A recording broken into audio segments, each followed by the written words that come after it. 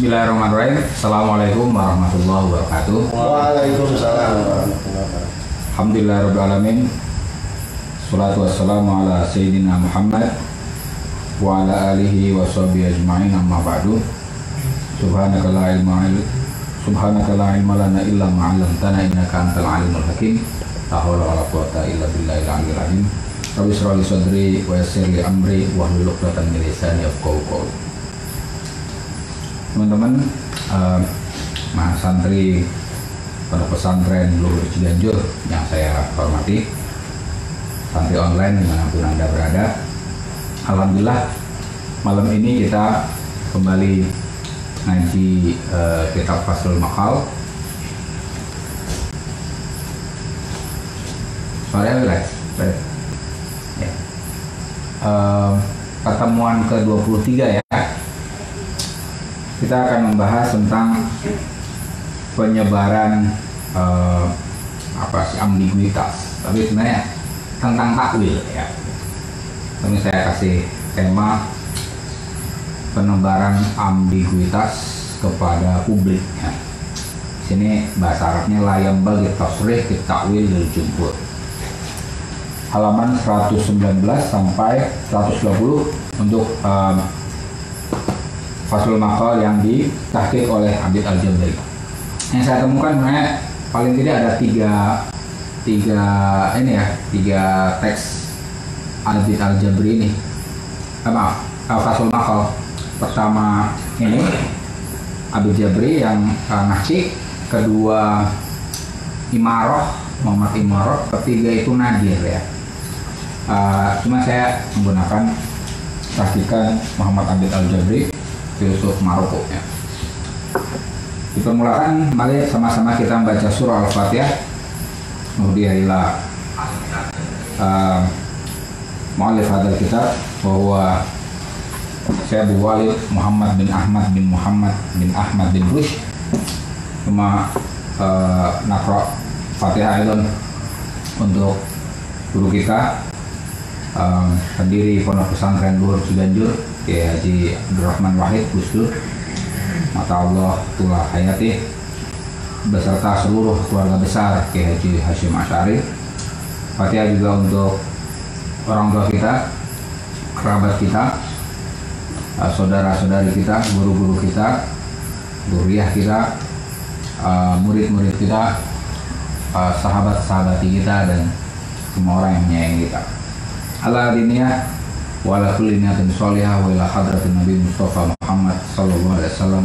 Al-Fatihah. A'udzubillahi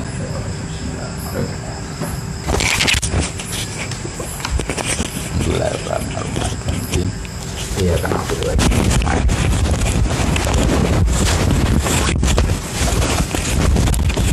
Orang yang belum kedengeran ya.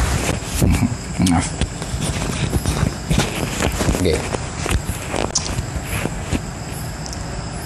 Oke, pertemuan ke-23 tentang takwil ya, penyebaran takwil atau yang dalam hal ini nanti saya beri tema ambiguitas kepada publik. Bismillahirrahmanirrahim. Qala mu'allif rahimahullah ta'ala wa nafa'ana bihi bi ulumihi bid-dharaini amin. La yambaghi, tidak seyogyanya, at-tasrihu, menjelaskan ya, bit-ta'wili, tentang takwil, lil jumhur, kepada publik ya. Saya menerjemahkannya fauriyah aja ya, jangan penerjemahan kayak model pesantren, bingung nanti santri online. Tidak seyogyanya menjelaskan takwil kepada publik ya. Itu judul untuk dua halaman ini ya. Ada 3 argumen ya. Wahada ta'wilu, dan takwil ini laisa yambaghi, tidak seyogyanya, tidak seharusnya ya, ayusroha bihi, untuk dijelaskan, li ahlil jadal, kepada kaum dialektis ya, orang-orang dialektis, fadlan anil jumhuri, apalagi kepada publik ya. Yang namanya takwil itu seyogyanya tidak disebarkan kepada kaum dialektis, apalagi kaum publik awam, ya. Sini paling tidak alasannya apa sih? Alasannya seandainya penakwilan itu nanti ada penjelasannya juga. Tapi paling tidak alasannya yang bisa saya tambahkan di sini adalah seandainya penakwilan yang kadang debatable, yang kering kali debatable, ya, itu disebarkan ke ahlul jadal, orang-orang dialektis, maka yang akan muncul apa? Hanya perdebatan saja, ya, debatable, yang tidak mengarah ke kebenaran tapi hanya mengarah ke kondisi menang kalah, ya kan?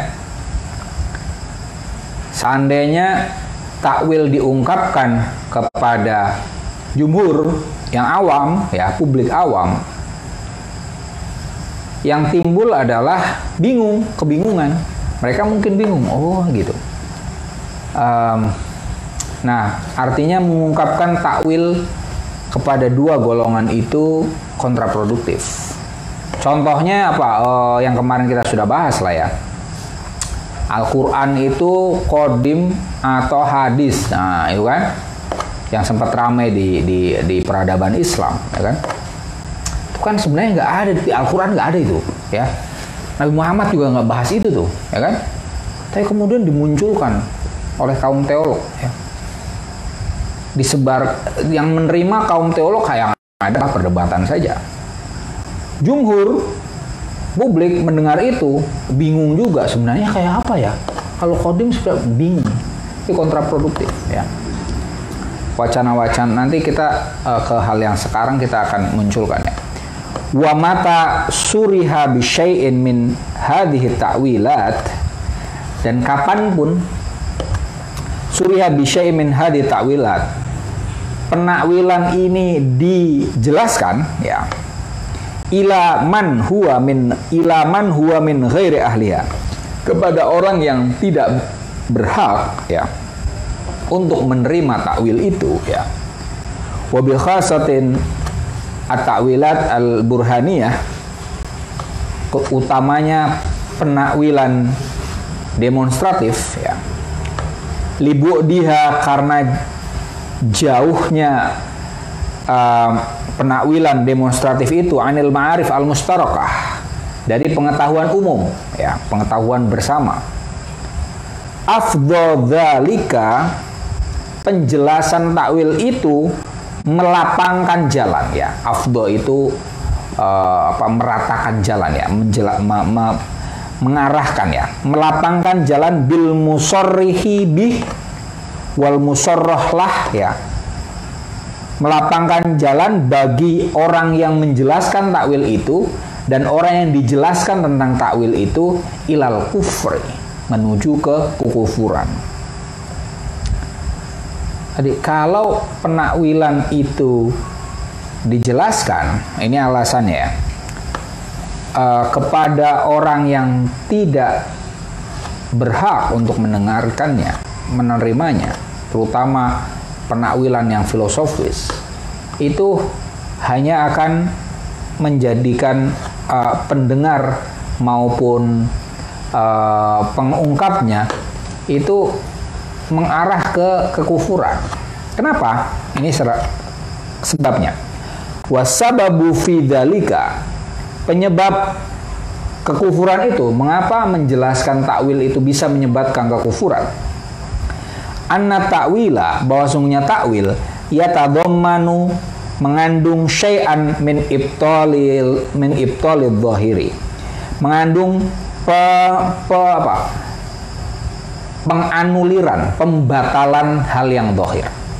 Menakwilkan sesuatu itu artinya yang dhahir, yang tekstual itu diabrogasi, dibatalkan. Jangan membaca hal yang tertulis, ya. Nah, wa itsbatil muawwili, dan menetapkan sesuatu yang menakwilkan hal yang dhahir tadi, ya. Dalam menakwilkan yang tertulis itu tidak dibaca, ya, artinya tidak dianggap sebagai kebenaran. Yang dicari atau yang diungkapkan adalah takwil tentang yang dohir itu. Nih dalam hal ini dohir dan muawil, ini muawal dan muawil ya. Muawal atau yang dohir itu adalah kalau di bahasa semiotikanya, kalian yang komunikasi di sini ada yang nggak ada anak komunikasi ya? Ada kalian kalau di semiotik hermeneutika ada penanda petanda juga nggak? Ada ya, oke. Seinindan sein dan seinindan ya kan. Penanda itu adalah sesuatu yang ditandai oleh yang lain ya kan. Sementara petanda adalah sesuatu yang menandai sesuatu yang lain. Apa misalnya? Kalau contoh aslinya ya misalnya kata laptop ya itu penanda. Ya, tapi kemudian dijelaskan bahwa laptop adalah komputer jinjing misalnya ya, komputer petanda ya bagi tangan ya kan, yadullah tangan Tuhan, fauqo di atas aidihim tangan mereka. Nah, yang namanya takwil itu kata yad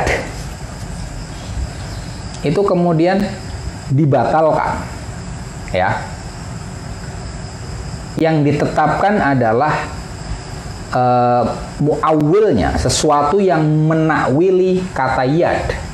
Dalam hal ini misalnya kudroh, ya kan? Kemampuan Tuhan itu di atas kemampuan kalian. Jadi ayat yang yadullah fawqa aydihim itu menjadi kemampuan Tuhan, kuasa Tuhan itu melampaui kuasa mereka. Nah, kalau bahasa yadullah fawqa aydihim seharusnya sih orang awam juga mudah ya, tapi nggak tahu deh. Tapi kalau misalnya fawaid ya, misalnya mengatakan bahwa yadun diartikan kudroh, itu dosen-dosen kalian yang di Libya gimana? Ditakwilannya gitu. Kafir juga, karena menakwil kan, atau gimana? Nggak gitu ya. Tetap tangan. Tapi ya laisa kayak dinas gitu ya. Oke, iya. Oke, berarti minimal bagi saya lah ya. Bahwa jauh lebih masuk akal kita mengartikan yadun dengan kudroh gitu kan. Tapi ya itu ya belum tentu yang dimaksud Tuhan juga kudroh sebenarnya kan. Masih doni juga sebenarnya, bukan yakini. Nah, tadi seandainya ini ya, faida batolad dohiru, apabila yang dohir itu dibatalkan, ingdaman huwa min ahli dohir, pada orang yang termasuk golongan dohir, artinya ini pada orang yang memandang teks-teks seperti tadi itu secara lahiriah ya. Walam yathbut al-mu'awilu indahu, dan takwil bagi yang dohir yang dibatalkan tadi belum menetap padanya ya. Ada hudzalika ilal kufri, maka hal itu mengantarkannya kepada pengkafiran, pembatalan, penakwilan itu akhirnya pakai. Tadi kan ada orang yang hanya berpegangnya pada yang dohir ya kan, seperti tadi yadullah fawqa aydihim artikan tangan ya kan. Tapi itu aneh juga sebenarnya para dokter ya, karena pandangannya Wahabiyah ya Mas ya. Ya agak aneh juga misalnya. Seandainya tapi di sini paling tidak kita melihat beliau sebagai ahlu dohir ya kan. Ketika al-mu'awwal tadi yadun itu dibatalkan, padahal dia hanya meyakini ya Tuhan punya tangan. Itu akhirnya nggak punya pegangan lagi, gitu kan? Maka kemudian dia yu'adil al-kufur. Di sini semacam itu maksudnya. Jadi biarkan orang yang memang pegangannya hanya yang dohir saja, ya biarin saja. Ini sebenarnya Ibn Rus dalam hal ini cukup moderat loh, ya. Karena antara Asy'ariyah dan Wahabiyah itu kan sebenarnya juga cenderungnya dalam tanda kutip agak saling mengkafirkan kan. Bagi orang Wahabiyah tadi, orang-orang Asy'ariyah yang menakwilkan, apalagi Mu'tazilah ya, itu kan dianggapnya ini nggak sesuai dengan Al-Quran, ya kan? Sementara orang-orang Asy'ariyah, apalagi orang-orang Mu'tazilah melihat Wahabiyah yang tidak mau menakwilkan yang tadi, itu juga bermasalah, ya kan? Tapi di sini Ibn Rus mengambil jalan tengah, biarin aja orang-orang yang model Dohiriyah ini, sebagaimana orang awam, biarkan mereka tetap dalam wacana yang lahiriah itu. Tidak usah ditakwilkan.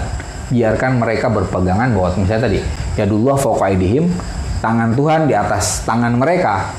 Tapi tangan Tuhan tidak seperti tangan manusia. Ya udah gitu, biarin aja. Tidak sampai ke mengkafirkan. Ini oke ya.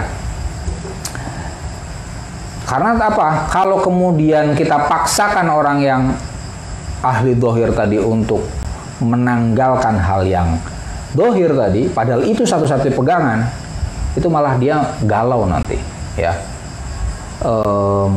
Misalnya gini lah, soal kegalauan saya dulu sih, soal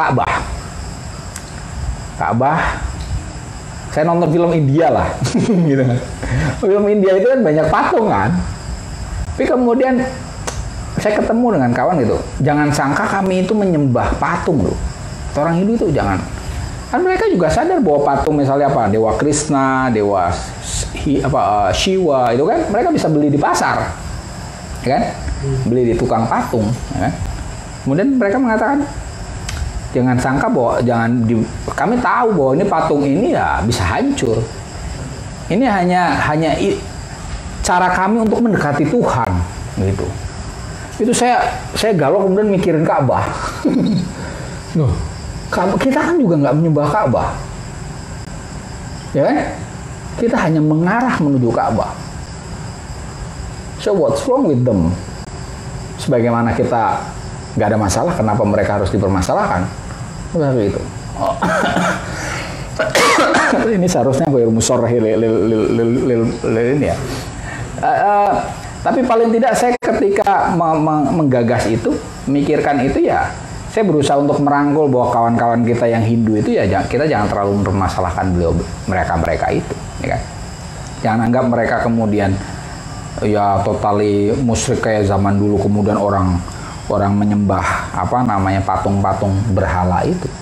Ada di kalangan mereka yang tingkatannya seperti kita juga loh, orang Hindu. Ada Nirguna Brahman sama Saguna Brahman. Di Hindu itu ada dua. Kalau Saguna Brahman yang selama ini kita nonton di film-film India, pakai patung, kemudian mereka ada Trinitas lah ya, Trinitas ya. Tiga itu loh, dewa utama ya kan. Brahma, Wisnu sama Shiva ya kan. Tapi kemudian ada dewa-dewa yang ini kan, misalnya ada Anoman, itu dianggap dewa juga kan. Dewi Durga, kalau kalian ngikutin itu ada Dewi Durga, Dewi Laksmi dan seterusnya. Mereka memuja banyak ini kan, banyak patung ya kan. Nah, itu Hindu yang Saguna Brahman ya. Saguna Brahman itu gini, meyakini zat yang maha itu mempunyai sifat-sifat dan kemudian mempersonifikasikan sifat-sifat itu.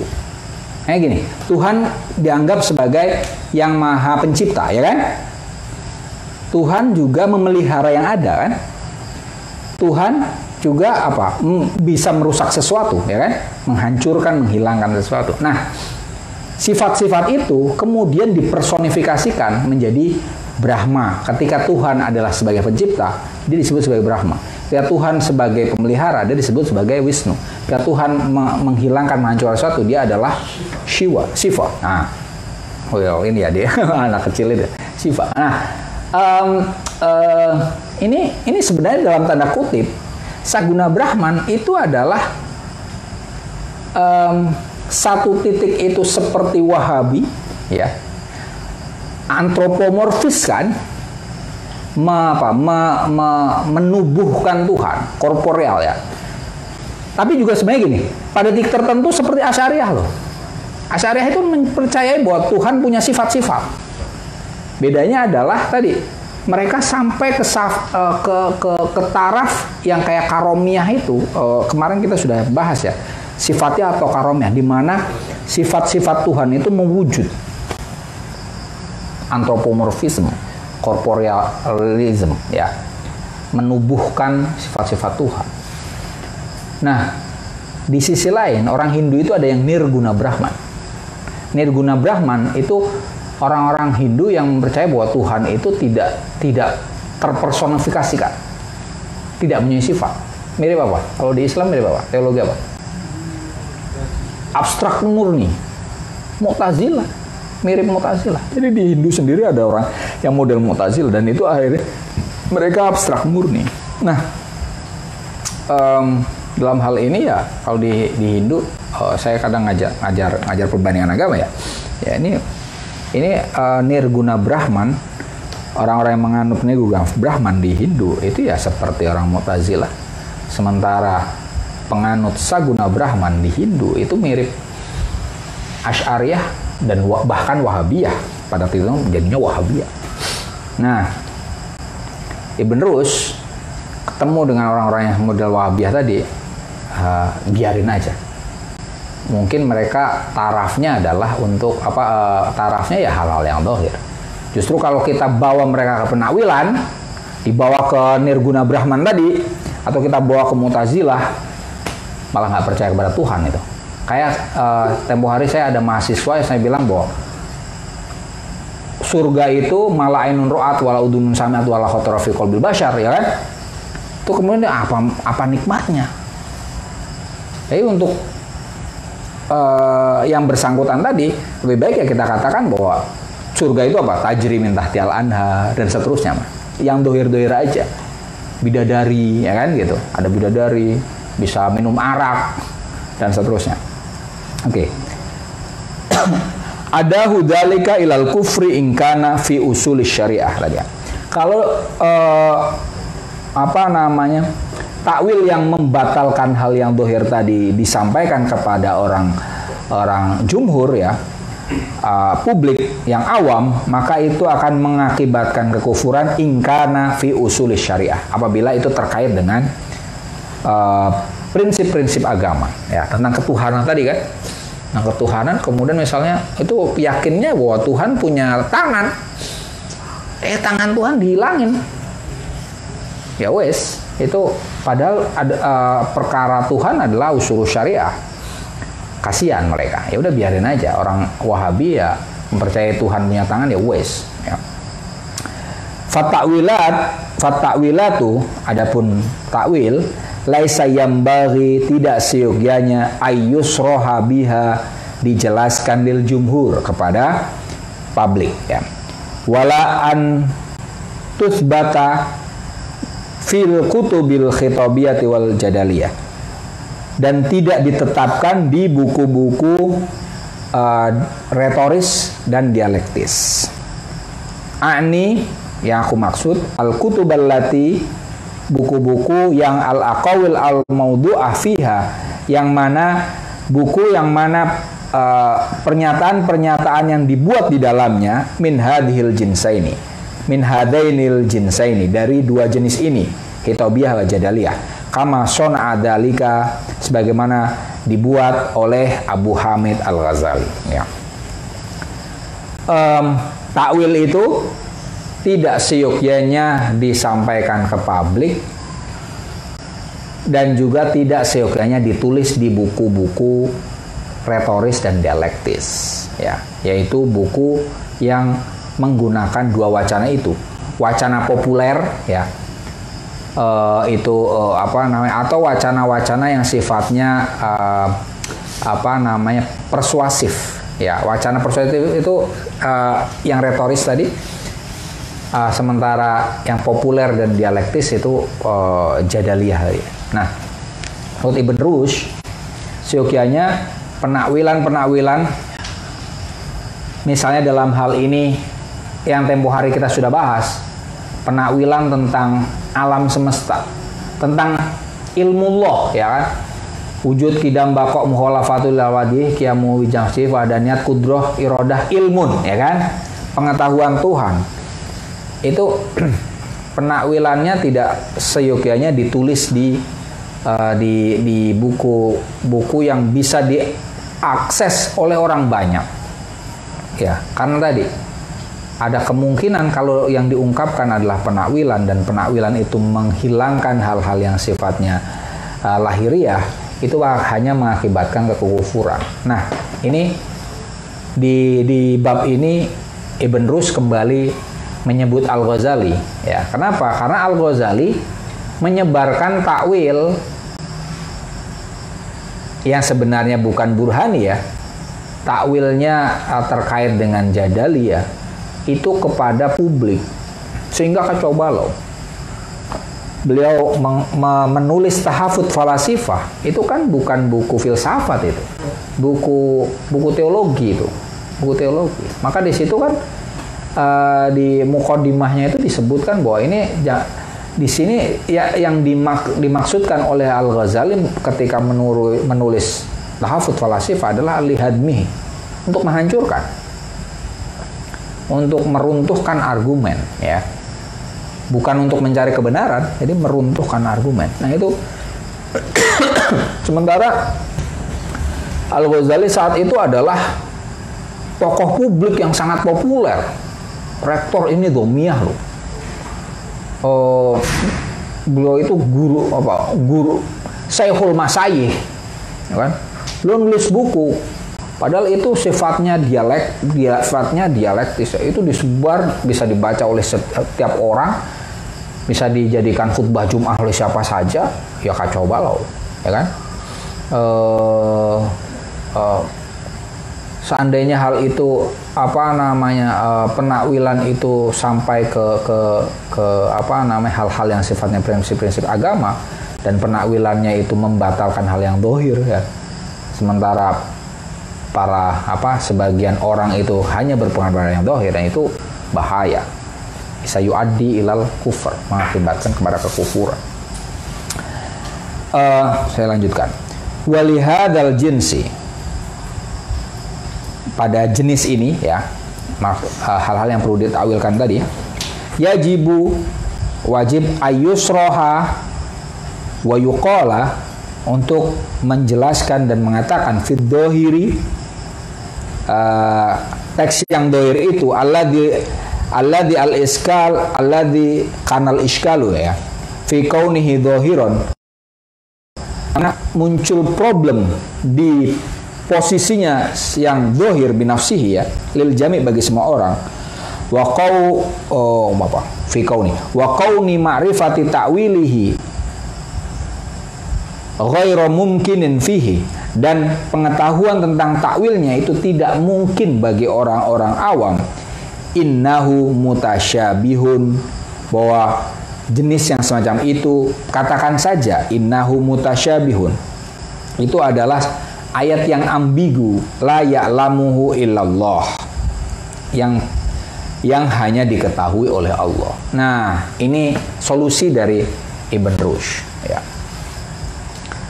Ketika ada hal-hal yang modelnya tadi, ya, ada hal-hal yang secara dohir itu sebenarnya bermasalah, ya, tapi kemudian menakwilkannya itu tidak, takwil tentangnya itu belum tentu dicerap oleh semua orang. Nah, sebaiknya menurut Ibn Rushd, biarkan, katakan saja bahwa itu adalah mutasyabih, la ya'lamu illallah. Tadi misalnya yadullah fawqa aydihim, itu kan ayat mutasyabih, kan? Kita katakan saja itu ayat yang ambigu. Maksud aslinya apa yadullah itu? Ya Allah yang tahu, wallahu a'lam bishawab, gitu saja, ya kan? Ini ketika menghadapi orang-orang awam secara publik, lebih baik yang dilakukan adalah udah itu mutasyabih, tidak usah dibahas, ya. Yang tahu arti sesungguhnya Allah. Istawalal arsy itu domainnya Allah, ya. Wa annal waqfa, dan sesungguhnya wakaf, ya, pemberhentian bacaan, ya, Yajibu hauna fi qaulihi ta'ala. Wajib di sini di ayat ini Ali Imran ayat 7 ya. Fi qaulihi ta'ala wa ma ya'lamu ta'wilahu illallah. Nah, ini yang sudah pernah kita bahas ya. Walladzi ayatnya itu walladzi anzala 'alaikal kitab minhu ayatum muhkamat wa ukhra mutasyabihat ya. Famal ladzina fi qulubihim zayghun fayattabi'una ma tasyabaha minhu ibtigha'a fitnah wa ibtigha'a ta'wilih wa ma ya'lamu ta'wilahu illallah ya kan. Artinya huwallazi anzala 'alaikal kitab. Sungguhnya Allah adalah yang menurunkan Alkitab ya. Minhu ayatum muhkamat. Di dalamnya ada ayat-ayat yang jelas ya. Hunna umul kitab ya. Itu adalah prinsip inti dari Alkitab. Wa ukhar mutasyabihat. Ayat-ayat yang lain sifatnya ambigu ya. Famal ladzina fi qulubihim zayghun. Adapun orang yang punya persoalan di hatinya. Fayattabi'una ma tasyabaha minhu ibtigha'al fitnah wa ibtigha' ta'wilih. Mereka mengikuti yang mutasyabih itu dan berusaha menakwilkannya ya. Tapi kemudian membuat fitnah ya. Wa ma ya'lamu ta'wilahu illallah. Nah, di sini Ibn Rus menyatakan wakafnya di illallah, sama dengan Al-Qur'an yang selama ini kita baca itu, ya kan? Kemarin kan di pertemuan yang lalu Ibn Rus mengatakan lain ya. Wakafnya adalah lanjutannya. Wa ma ya'lamu ta'wilahu illallah warrasikhuna fil ilmi. Ya kan, yaquluna amanna bih kullu min indi rabbina wa ma yadzakaru illa ulul albab. Kalau kemarin itu wakafnya adalah dan tidak ada yang mengetahui takwil ayat-ayat itu kecuali Allah dan orang-orang yang pengetahuannya mendalam. Ya kan? Tempo hari ngomongnya kayak gitu. Halaman 111, ya kan? Tapi di sini Ibn Rus mengatakan wakafnya di sini Allah saja. Hanya Allah yang mengetahui takwil al-mutasyabih. Kan? Contohnya misalnya di sini nanti ya wallahu alam di swab tadi. Ini apa artinya? Apakah Ibn Rus nggak konsisten? Ya kan? Kemarin katanya wakafnya warasiuna fil ilmi, ya kan? Sekarang mengatakan wakafnya di Allah, ya kan? Sebenarnya tetap konsisten melihat konteksnya saja. Ketika Ibn Rus mengatakan bahwa wakafnya itu di warasiuna fil ilmi, bahwa yang mengetahui takwil ayat-ayat mutasyabihat, ayat-ayat ambigu itu adalah Allah dan orang-orang yang berpengetahuan mendalam. Itu adalah konteksnya saat itu Ibn Rus berbicara kepada para filsuf. Bagi orang yang pengetahuannya mendalam dan tidak bisa menerima hal-hal yang dohir, maka takwilkan. Ya. Seperti yang saya pernah bilang kalian soal surga, ya. Surga yang tajri min tahtial anhar kemarin kita bahas itu. Bagi sebagian orang itu tidak bisa diterima itu. Masa surga kayak gitu, ya kan? Nggak menarik amat gitu. Kalaupun ada, kita bisa kita bisa lihat di dunia. Artinya surga itu tidak menarik. Nah, ini artinya orang yang sampai ke taraf bahwa yang ada di Al-Quran, surga yang ada di Al-Quran itu nggak menarik, itu harus menakwilkan kan? Maka yang digunakan adalah hadis yang mala ainun ra'at wala udunun sami'at itu, bahwa surga itu tidak terdengar oleh telinga, tidak pernah dilihat oleh mata, dan tidak pernah terbetik di dalam hati, ya kan? Itu ketika bertemu dengan orang-orang yang berkecenderungan untuk tidak menerima hal yang dohir, maka Ibn Rus mengatakan takwilnya itu, ayat tadi wakafnya adalah di warasiuna fil ilmi, ya kan? Kenapa? Anda perlu menakwilkannya. Soal surga tadi takwilkan saja. Dalam hal ini ada pilihannya kan, ya kan? Ayat yang hadis yang lebih sifatnya filosofis, ya. Nah, tapi ketika bertemu dengan orang-orang yang memang berpegangannya pada yang dohir, ya kan? Mereka masih berpikir tentang hal-hal yang korporeal. Ya sudah, wakafnya adalah cukup sampai ke Allah, supaya mereka tidak kemudian tidak kehilangan pegangan, ya. Nah,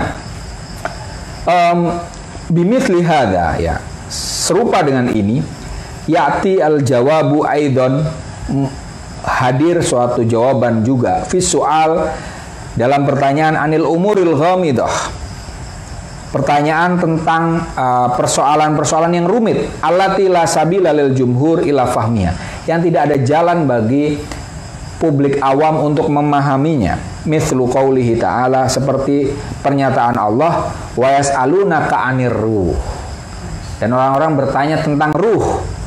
Qulir ruh min amri rabbi, sungguhnya ruh itu persoalan yang diketahui oleh Tuhanku. Wa ma utitum minal ilmi illa qalila, dan kalian hanya diberi ilmu sedikit saja. Nah, itu kan artinya ini ada contohnya, ya kan? Roh, pengetahuan tentang roh itu kan rumit tuh kan. Sebenarnya Ruhul Kudus misalnya gitu kan. Ruh Al-Qudus misalnya di Al-Quran banyak ya. Wa ruhum minhu. Kemudian kita mengatakan itu malaikat Jibril, misalnya gitu kan. Kemudian roh yang ada di diri kita ini kan, ini apa? Tentang apakah nanti yang bangkit itu jiwa atau raga, misalnya gitu kan. Ini apa namanya? Jawaban Al-Quran simple kan? Sudah. Tentang roh, apakah nanti dibangkitkan lagi ya bersama jasad atau tidak, misalnya gitu kan. Dan roh itu seperti apa? Apakah roh itu nanti menyatu dengan Tuhan lagi? Itu persoalannya Tuhan. Yang kita ketahui hanya sedikit. Artinya apa? Wallahu a'lam bishawab kan di sini. Artinya yang diusulkan oleh Ibn Rushd itu mengacu ke Al-Quran. Ini sama dengan pernyataan Wittgenstein yang saya pernah bicarakan di kelas ini atau bukan? Iya, di sini. Bahwa sesuatu yang tidak bisa kita bicarakan, lebih baik kita diam, ya kan? Whatsoever we don't know lah ya, kita harus keep in silent, ya kan? Pada perkara yang kita tidak bisa membicarakannya, kita tidak tahu, lebih baik apa? Diam saja. Ini sama sebenarnya Wittgenstein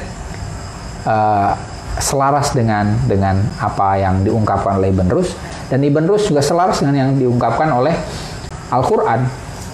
Buat terkait hal-hal yang ghamid, yang rumit, itu lebih baik kita bilang wallahu a'lam bishawab, ya. Oke. Tidak usah ditawilkan. Wa ammal musarrih bihadhihi ta'wilat li ghairi ahliha. Wa ammal musarrih, adapun orang yang menjelaskan bihadhihi ta'wilat, tentang penakwilan ini li ghairi ahliha, kepada orang yang tidak berhak untuk tidak patut untuk menerima penakwilan, fakafirun, maka dia menjadi kafir, ya. Limakani du'aihi, limakani di sini likaunihi mas ya, likauni du'aihi, karena dia mengajak, likauni du'aihi nas, karena dia mengajak manusia ilal kufri, menuju kekufuran, ya. Orang yang menjelaskan penakwilan kepada orang awam, ya, orang yang tidak tidak kuat untuk menerima penakwilan, itu sama dengan mengajak kepada kekufuran, ya. Karena apa? Seperti tadi, orang awam berpegangan pada dohir, sementara menakwilkan itu meninggalkan yang dohir. Orang awam pegangan satu-satunya itu ditinggalkan, kan akhirnya dia bingung, ya kan? Itu. Jadi kufur di sini jangan dikatakan kemudian keluar ke Islam, itu juga tidak. Artinya kufur itu kan tertutup dari kebenaran. Orang yang sudah tidak punya pegangan lagi itu kan tertutup kan. Wah, ini sebenarnya dia masih punya pegangan nih, ya. Misalnya kalau misalnya tadi orang masih berpegangan bahwa tangan Tuhan di atas tangan kalian, Tuhan masih punya pegangan tuh orang, ya kan? Masih punya pegangan. Oh iya. Wajah Tuhan besar, atau ini saya harus masuk ke cara berpikirnya orang Wahabi itu. Kalau wajhullahi akbar ngerti ini gimana mas?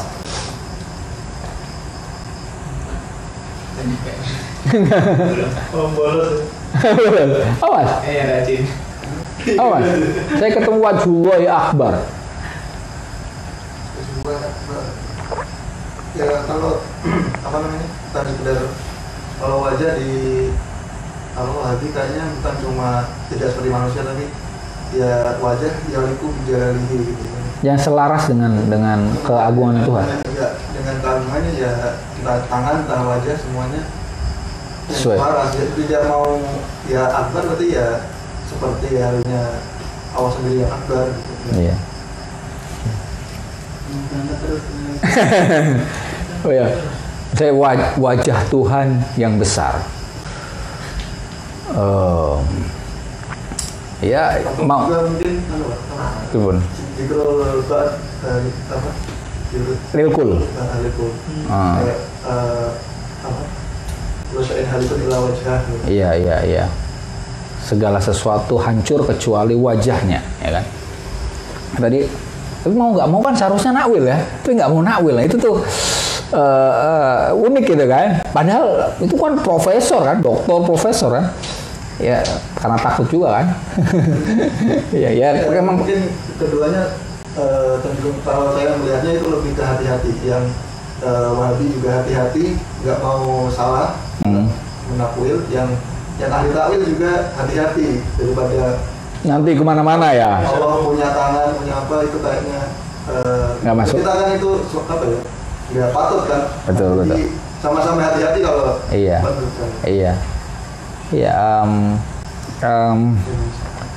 Itu tadi kalau kemudian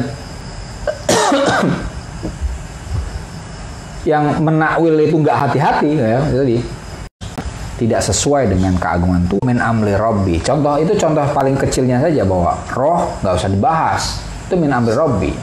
Sama tadi, kullu syai'in halikun illa wajah. Segala sesuatu hancur kecuali wajahnya, ya kan itu. Itu wallahu a'lam bishawab juga kan? Min amri Rabbi. Wajhullah itu kul inna wajhallah min amri Rabbi. Ya kan gitu kan? Kul inna yadallah min amri Rabbi. Yang semacam itu. Dakwah syar'i yang dianjurkan oleh Allah itu apa? Ya justru jangan sampai orang menjadi kafir, ya kan? Jangan sampai orang tertutup kepada kebenaran. Tapi tadi ketika seorang menjelaskan takwil itu malah orang menjauh dari kebenaran, karena malah bertentangan dengan apa yang diseru oleh syariat, ya. Wa bi khasatin, khususnya matakanat ta'wilatu fasidatan fi usuli syariah. Ketika penakwilan itu merusak ya di dalam prinsip-prinsip agama. Penakwilan kan mungkin juga merusak prinsip-prinsip agama, ya kan? Nah, itu lebih didu syariah lagi, ya. Kama urido dalika liqaumin min ahli zamanina. Seperti halnya hal itu dipertontonkan kepada orang-orang di zaman kita, di zamannya Ibn Rushd. Itu terjadi orang-orang menyebarkan takwil-takwil yang merusak syariat, ya. Fa inna sungguhnya kita qad syahadna minhum aqwaman, kita telah menyaksikan minhum aqwaman, sekelompok orang donnu, yang menyangka annahum qad tafalsafu, yang menyangka diri mereka telah berfilsafat. Ada orang yang seolah-olah berfilsafat, wah, ngaku sebagai filsuf, ya kan, ngaku sebagai profesor, misalnya gitu kan, seolah-olah berfilsafat. Ini kita cari ke zaman sekarang ya bisa ketemu, gitu kan. Wa annahum qad adraku, dan mereka telah mencapai bihikmatihimul ajibah, dengan kebijaksanaan mereka yang menakjubkan, asya'a, perkara-perkara mukhalifatan lisyar'i, yang berseberangan dengan syariah, fi jami'il wujuh, di segala sisi, ya. Ini yang aku maksud, la taqbalu asyari at-ta'wil, la taqbalu ta'wilan, tidak menerima perkara itu kepada satu penakwilan pun. Wa annal nah ini nanti saya, wa annal wajibah, dan yang wajib huwa, ini ada yang terhapus nih, wa annal wajibah huwa tasrihu bihadhil asya' lil jumhur. Seharusnya nih, wa annal wajibah huwa adamu tasrihi bihadil asya' lil jumhur. Ini harus ditambah, ya. Yang wajib adalah tidak menjelaskan hal-hal tersebut kepada publik, ya. Karena kalau tidak ada Adam, ini bertolak belakang kan dengan pernyataan yang tadi. Fasoru bitasrihihim lil jabur, maka mereka dengan menjelaskan penakwilan itu kepada publik, ya, bitilkal i'tiqadat al-fasidah, ya,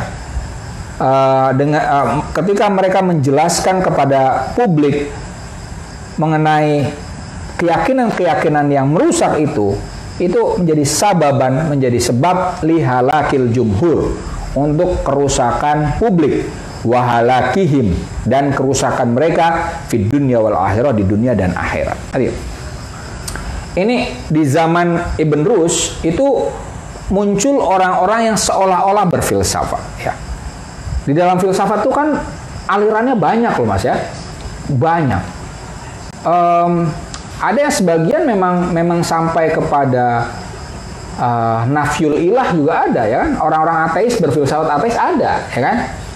Ada yang orang-orang yang mengagungkan hal-hal yang sifatnya ragawi juga ada. Misalnya orang-orang hedonis yang lain, ya kan?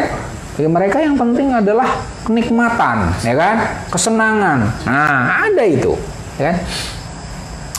Ada, kalau kalian baca filsafat kontemporer itu ada Nozick, Mas, itu yang penting adalah libertarian, bukan hanya liberal, ya. Kan di filsafat politik itu kan sebenarnya liberal itu masih lumayan loh. Kalau libertarian itu lebih individualis, jauh lebih individualis. Jadi kayak Nozick misalnya, dia libertariannya Nozick itu dia menganggap kalau kita memberi sesuatu tanpa ada, jadi keadilan adalah ketika ada take and give. Kalau kita hanya give saja tanpa take sesuatu, itu nggak adil. Itu kan artinya misalnya kita ngasih ngasih sesuatu ke orang pinggir jalan, orang-orang minta-minta, itu nggak adil, ya. Karena apa? Kita dapat apa dari dia? Jadi bagi Nozick itu harus ada sesuatu yang kita dapatkan. Zakat itu berarti nggak adil loh bagi Nozick, ya. Saya punya uang cukup, kemudian saya ngasih ke kalian itu, Tuhan. Padahal kalian nggak ada kontribusi apapun. Misalnya kalau kalian di sini ada kontribusi buat saya lah, ya. Saya nggak kenal sama orang, saya ngumpulin orang. Kan ada ya, misalnya menjelang Ramadan itu kan orang bagi-bagi zakat itu. Bagi Nozick itu nggak adil. Ada, artinya yang saya katakan di dalam filsafat itu alirannya banyak, betul. Nah, sampai taraf hal-hal yang sifatnya itu qodat fasidah, ya. Misalnya siapa?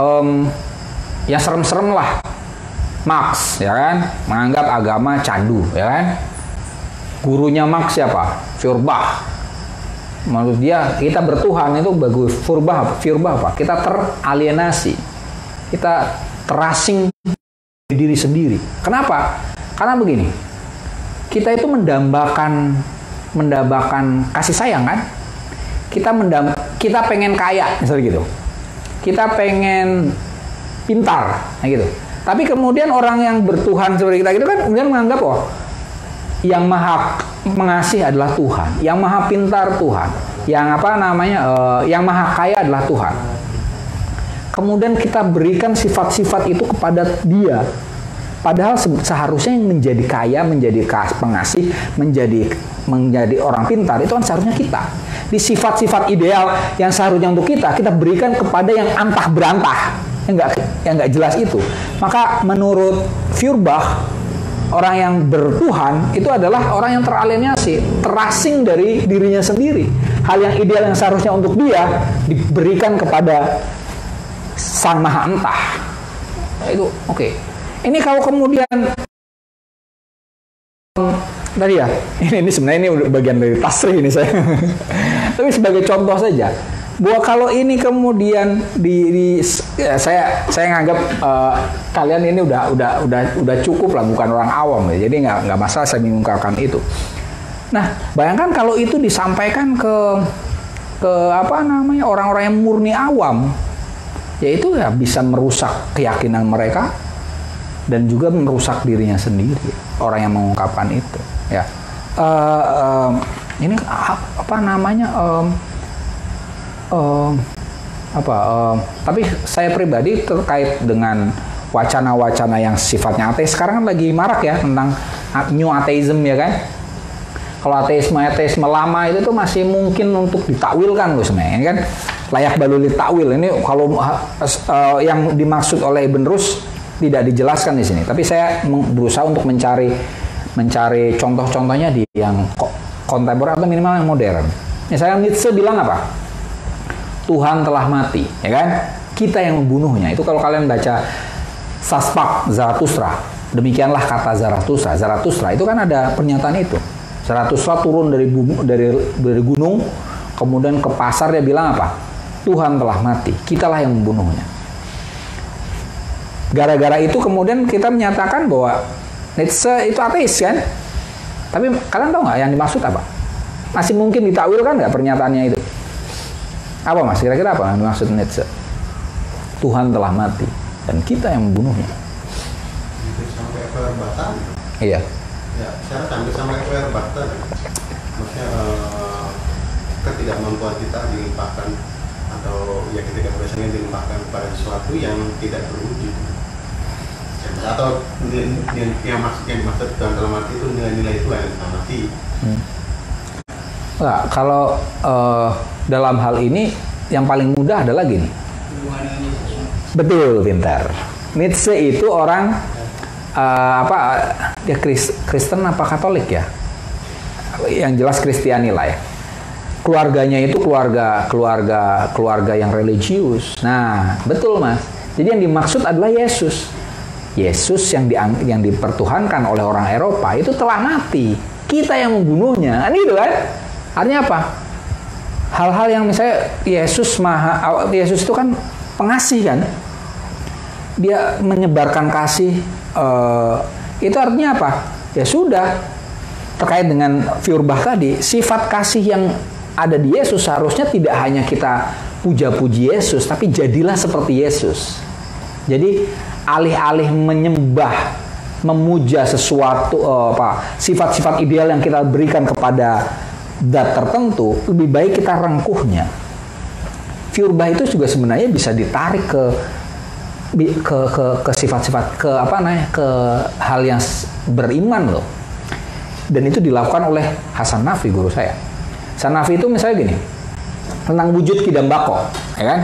Apakah orang Asy'ariyah yang meyakini bahwa Allah itu wujud, ada, kidam, abadi, bako, dan seterusnya, mukhalafatul hawadi, berbeda dari makhluk, qiyam nafsi, itu kemudian kita mengatakan kita dikatakan terasing? Enggak. Jadi menurut siapa namanya? Hasan Nafi dan juga Ibn Arabi ya. Itu sifat-sifat Tuhan itu perlu juga ditahakuk, direalisasikan. Ya. Jadi ada hadis yang berbunyi takhallaku bi akhlaqillah. Berakhlaklah dengan akhlak Tuhan. Nah, itu artinya apa? Yang ideal pada Tuhan itu seharusnya kita rengkuh dan jadikan sifat kita semampu kita. Misalnya dalam ini wujud Allah itu ada, kita ada dan kita seharusnya tetap mengada, gitu loh. Paham maksud saya? Ya kan? Berusaha untuk tetap ada, mengabadi. Tuhan itu abadi, kita memang fana, tapi mungkin nggak seorang itu menjadi dalam tanda kutip abadi. Walaupun tidak seabadi Tuhan tentu saja. Mungkin nggak kita itu mengabadi? Mungkin mas. Artinya Danis itu tidak hanya sekarang saja, tapi bisa dikenal sampai satu abad mendatang. Mungkin nggak? Mungkin kan? Itu tadi. Artinya ada wujud kidam bako itu bisa direalisasikan dengan apa? Jadilah mengada yang abadi. Kidam itu kan apa? Terdahulu kan? Artinya apa? Jadilah pionir. Kan? Kalau bisa sekedar ada, tapi jadilah ada yang apa kalau bahasanya siapa namanya Jean-Paul Sartre, etre en soi, etre pour soi, nah gitu kan. Jangan sekedar etre en soi, sekedar ada, tapi etre pour soi, ada yang punya tujuan, ya kan? Nah itu tadi kidam itu apa? Tuhan itu kan maha dahulu. Artinya apa? Kalau untuk manusia yang pantas kidamnya manusia apa? Jadilah pionir. Ya kan? Jadilah pionir. Mulailah al-fadlu lil mubtadi, ya kan? Keutamaan bagi orang yang memulai. Gitu kan? Kita mulai nih ngaji kitab filsafat di pesantren. Misalnya itu kan itu kidam gitu kan. Itu apa namanya berbagai hal lah. Artinya kalau kalian mempercayai Tuhan itu kidam, maka jadilah kidam. Kalau kita mempercayai Tuhan itu wujud, maka jadilah wujud. Bako, kayak gitu. Abadi kayak tadi. Mengabadi salah satu caranya apa? Bagaimana agar kita abadi? Nulis, benar. Ya kan? Coba Ibn Rus, kita belum pernah ngelihat Ibn Rus tampaknya seperti apa. Patungnya sih ada, ya kan? Tapi apakah Ibn Rus tampaknya kayak gitu? Wallahu a'lam bishawab, ya kan? Tapi kenapa kita masih mengenalnya? Karena menulis, ya kan? Betul mas, menulis. Tadi dengan menulis kita jadi bako. Mukhalafatul lil hawadis, apa? Berbeda dari yang lain. Artinya apa? Kalau kita percaya bahwa Tuhan itu mukhalafatul lil hawadis, berarti kita apa? Jadilah unik, ya kan? Khalif tu'rof, misalnya. Berbedalah maka Anda akan dikenal. Tapi tentu saja tidak hanya membeda ya, membeda yang apa namanya yang berbobot. Kalau sekedar membeda misalnya Mas Rozi kan udah rambut panjang, tapi kemudian besok-besok melambai gitu kan, ya memang beda dia antara kita semua kan, ya kan, jadi Meryl baru misalnya gitu kan. Aduh, ya kan, itu memang, cuman kan ya oke membeda, dikenal itu masih. Tapi itu nothingness. Tapi jadilah unik yang apa namanya berbobot. Ya, itu mukhalafatul hawadis. Qiyamu binafsi artinya apa? Tuhan itu berdiri sendiri. Kita bisa berdiri sendiri nggak? Artinya apa? Mandirilah. Wahdaniyah, satu. Artinya apa? Jangan pecah-pecah, jangan banyak galau. Punya prinsip yang menyatu. Wahdaniyah, kudroh, punya kemampuan. Manusia mungkin kan punya kemampuan, kudroh irodah, punya kehendak, ilmu, punya pengetahuan, hayat hidup, berusaha tetap sehat, sama, punya pendengaran yang bagus, bisa mendengarkan, bisa menciptakan hal-hal yang bisa mendengarkan jarak jauh. Ini kayak misalnya handphone dan satunya kan bagian dari sama, ya kan? Basor, kita bisa sampai melihat galaksi, itu kan artinya Tuhan maha melihat, berarti kita perlu kemampuan melihat yang dahsyat kan?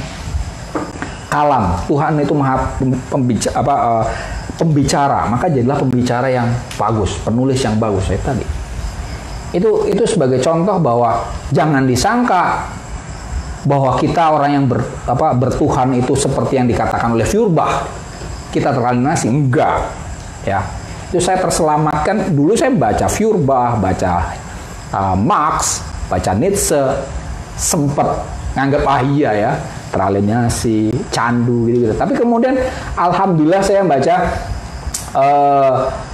bukunya Ibnu Arabi, Kasful Makna an Sirri Asmaul Husna. Sudah saya terjemahkan itu di bahasa Indonesia, judulnya Rahasia Asmaul Husna.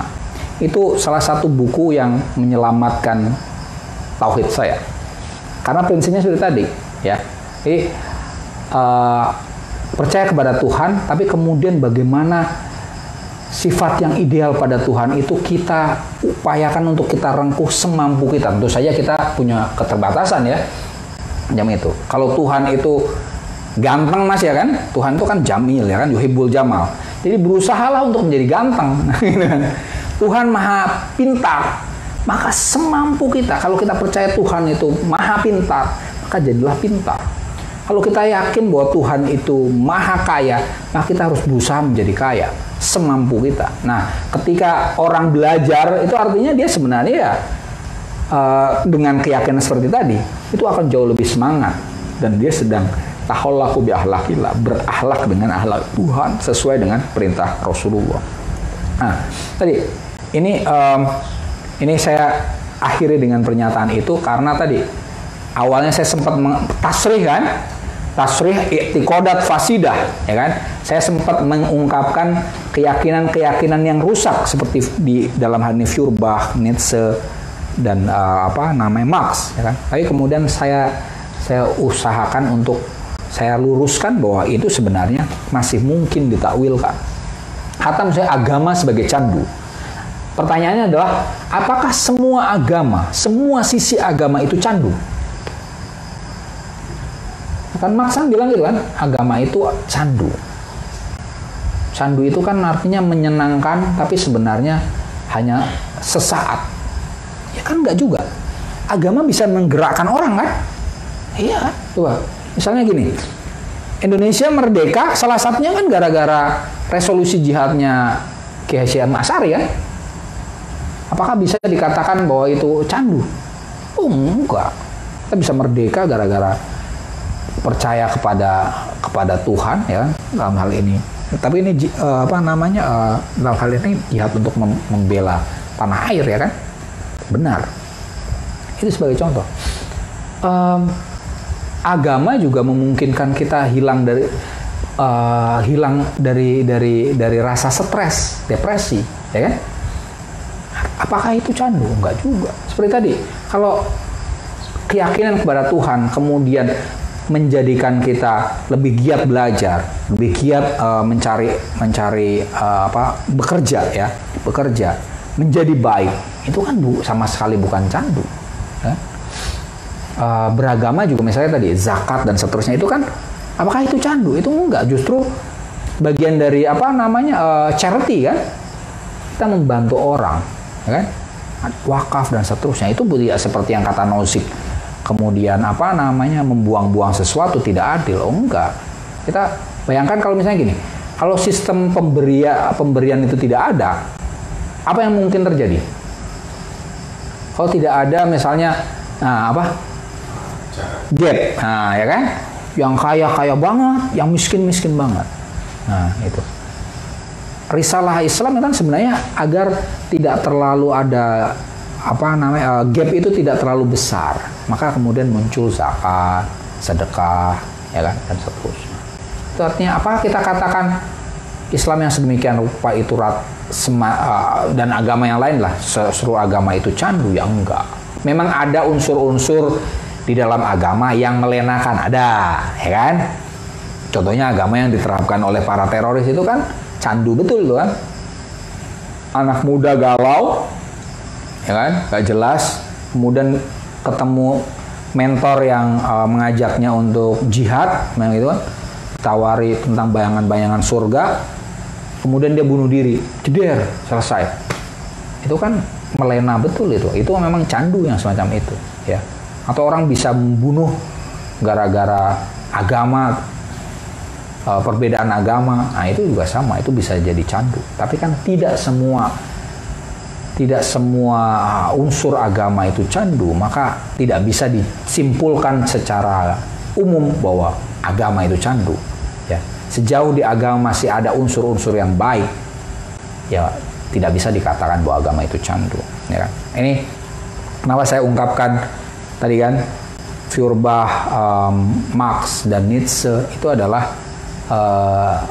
salah satu dedengkot ateisme, ya kan, al-i'tiqadat al-fasidah yang menyebar. Nah, itu sudah terlanjur menyebar, ya kan. Maka kemudian, dan apalagi sekarang ini sebenarnya agak sulit loh untuk ada mutasrihil takwilat lil jumhur, sekarang agak sulit, ya kan. Kenapa? Karena era internet, ya kan, semua orang bisa mengakses. Kan tidak seperti zaman Ibn Rushd yang terbatas pada buku, ya kan. Zaman sekarang ini orang bisa mengakses semua. Maka apa yang mungkin dilakukan? Mungkin bukan ada mutasrih, tapi kemudian kita counter wacana seperti yang barusan saya lakukan. Oke, ada wacana ateisme semacam ini, maka jawabannya semacam ini, semacam itu. Jadi sehingga berimbang. saya pribadi juga tidak sepakat untuk mengatakan ini kafir atau tidak kafir, karena selanjutnya apalagi di Indonesia ya, di era demokrasi, di era internet bebas semacam ini ya, yang memungkinkan ya kita hanya menebar wacana juga, mengimbangi wacana, karena melarang wacana sulit, membendung wacana sulit, itu udah dan mustahil. Maka yang memungkinkan adalah menghadirkan wacana-wacana tandingan dan mengkanter wacana-wacana yang fasidah semacam itu. Oke, ada yang mau tanya? Ya Mas, monggo. Berkenaan dengan lintas agama, titik temu Islam dengan agama-agama lain itu seperti apa? Misalkan ketika Buddha atau Hindu disamakan dalam kebiasaan Islam, bahkan malaikat disamakan dengan para dewa.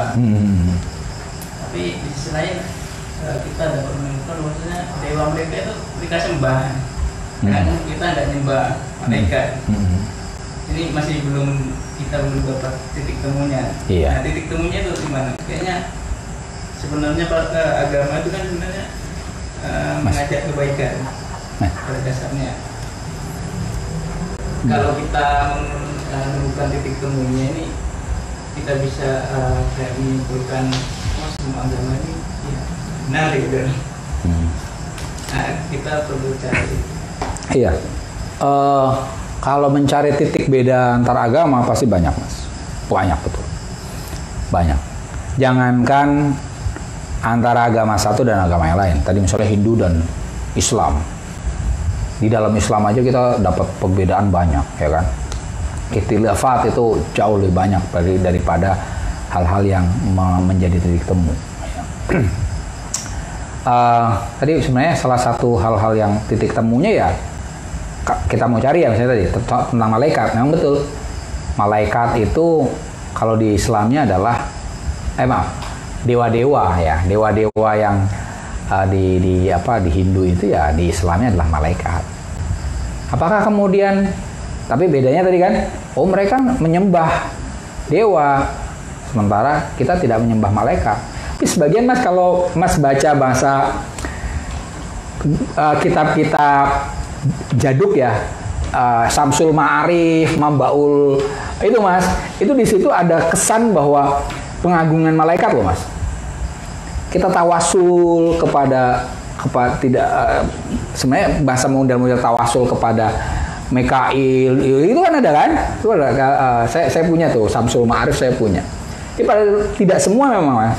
Tapi sebagian orang Islam itu ada yang memuja-muja malaikat, ya kan? Memang bedanya adalah kita tidak mempersonifikasikan malaikat, sementara mereka membuat patung. Nah itu memang, ya kan? Bedanya di situ. Saguna Brahmannya mereka itu pada taraf yang menjisimkan sesuatu yang diyakini, ya. Bedanya memang di situ. Ya. Kalau kita nyari bedanya tentu sangat banyak. Tapi biasanya kayak Wali Songo itu kenapa kemudian tetap menggunakan cerita Mahabharata dan Ramayana, itu kan karena modifikasi Mas. Ketika membahas soal dewa-dewa itu wayangnya Wali Songo itu bahasnya malaikat, tapi kemudian pasti pakai nama-nama lama, ya kan? Padahal ya tahu betul itu ya Sunan Kalijaga ini beda ini, ya kan? Pinter-pinter nyari titik temu. Nah, sebenarnya untuk hidup damai kita di Indonesia dan di dunia ini ya, yang perlu dicari adalah titik temu sebenarnya. Ya, kalau titik beda banyak. Jangankan tadi kan, jangankan beda agama, sesama agama kita beda. Soal teologi tadi kan, Mu'tazilah, Asy'ariyah sama Hambaliyah yang kemudian jadi Wahabiyah, itu kan sama-sama Sunni itu kan. Itu aja udah beda itu. Belum ke sama Syiah, ya kan? Itu aja udah beda. Kita aja nih paling tidak kalau kita nyari perbedaan, our fingerprint ini kan beda semua kan. Tapi ketika kita mencari titik temunya, ketemu tuh.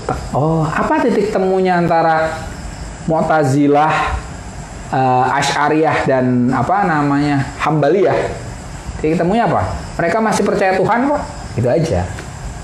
Nah, tapi detail tentang Tuhan seperti apa? Oh, beda itu, beda-beda. Itu sih mas. Jadi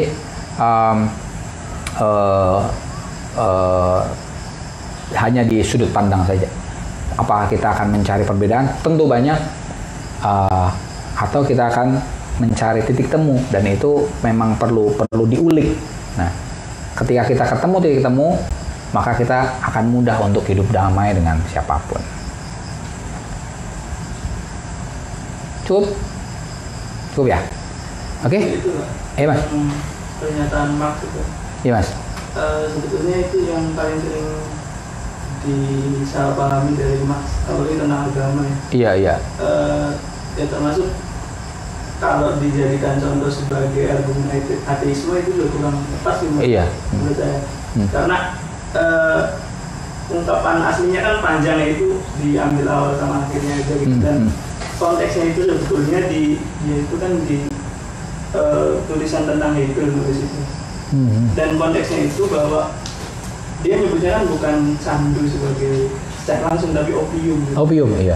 Dan konteksnya opium bagi masyarakat gitu. Dan konteksnya lebih tepatnya itu bukan candu gitu, tapi penenang gitu. Bahwa orang yang kemudian beragama itu cenderung lebih tenang, tidak punya daya untuk melawan gitu. Mungkin lebih tepatnya seperti itu ya di bahasa Indonesia, yang bukan langsung sebagai candu. Pelena. Candu yang bikin orang kecanduan terus jadi berbuat buruk gitu. Iya. Ya. Tapi konteksnya lebih pada kemudian dia tidak punya kekuatan untuk melawan karena sudah terlena, terminabobokan oleh janji-janji yang ditawarkan agama. Gitu. Makanya sebetulnya dalam konteks itu Mas tidak sedang memusuhi agama gitu. Lebih tepatnya gitu ya. Dia lebih menjelaskan tentang bagaimana struktur agama kemudian bisa membantu kapitalisme yang dijelaskan banyak oleh Weber itu ya, untuk meredam perlawanan masyarakat. Mungkin itu aja. Iya benar. Iya, konteksnya memang Marx itu kan di Eropa itu rata-rata penganutnya Kristiani, sementara yang dihadapi adalah kapitalisme, dan Marx itu menginginkan untuk kita melawan kapitalisme, ya kan, menggerakkan massa. Nah, sementara Kristianitas itu secara umum kan cenderungnya malah justru menjadikan orang. Tadi ada prinsipnya, kalau ditampar pipi kanan, terima pipi kiri, kan terima yang pandum kan, kasih, terima, gitu kan. Kristianitas secara umum itu kan hampir kayak tasawuf, ya kan. Maka ya dalam hal itu memang dalam pandangannya Marx menjadi seperti opium tadi kan, orang tenang, damai. Tapi kemudian diulang-ulang terus mas, maka tadi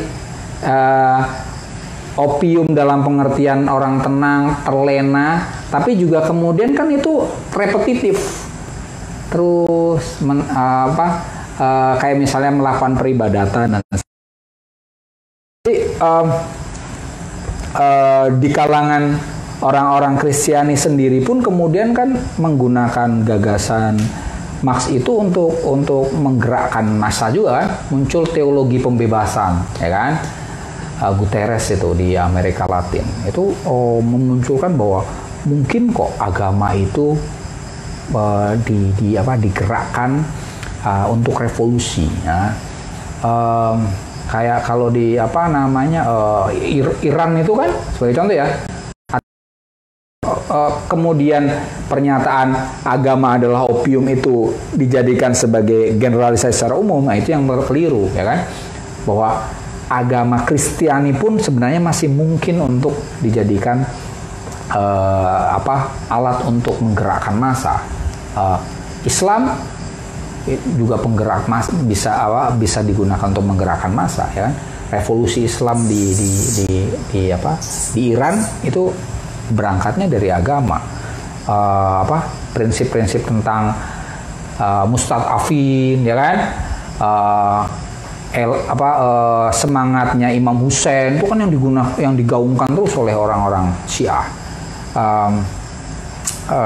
Sunninya agak berat sebenarnya untuk kemudian melakukan revolusi ala Marx semacam itu yang menggerakkan massa dengan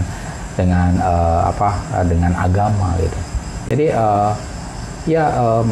cuman sebagian orang dengan pernyataan yang tadi itu mendiskreditkan agama, padahal ya tidak semua agama menjadi opium, ya kan? Ada unsur-unsur agama yang mungkin untuk menggerakkan kita menjadi pembela mustadafin juga, ya kan? Bisa melawan kapitalisme juga, ya kan? Walaupun ya kayak Islam sendiri kan, Islam itu sebenarnya apakah kapitalis atau sosialis sih? Kan in between ya. Islam itu in between ya. Ada sisi-sisi kapitalisnya ada di Islam ya. Tapi sisi-sisi sosialisnya ada. Sisi kapitalnya ya anjuran dagang dan seterusnya itu kan bagian dari memperbesar kapital ya kan. Beberapa sahabat juga orang-orang kaya juga ya. Abdurrahman bin Auf dan seterusnya. Tapi di dalam Islam juga ada spirit sosialisnya juga. Kalau para sahabat misalnya Abu Dzar Al-Ghifari, Salman Al-Farisi itu kan sebagai contoh-contoh para sahabat yang punya kecenderungan sosialis, para sufi ya macam itu. Jadi tadi yang dikatakan oleh Mas Farwi betul, tapi kemudian itu sebagai penguat ya bahwa kalau kita menggunakan Marx untuk menyerang agama itu ya tidak pas juga, karena agama masih memungkinkan untuk digunakan untuk menggerakkan massa juga ya semacam itu. Oke, kita udah lewat panjang ya. Terima kasih atas atensinya. Wallahu a'lam bishawab. Wassalamualaikum warahmatullahi wabarakatuh.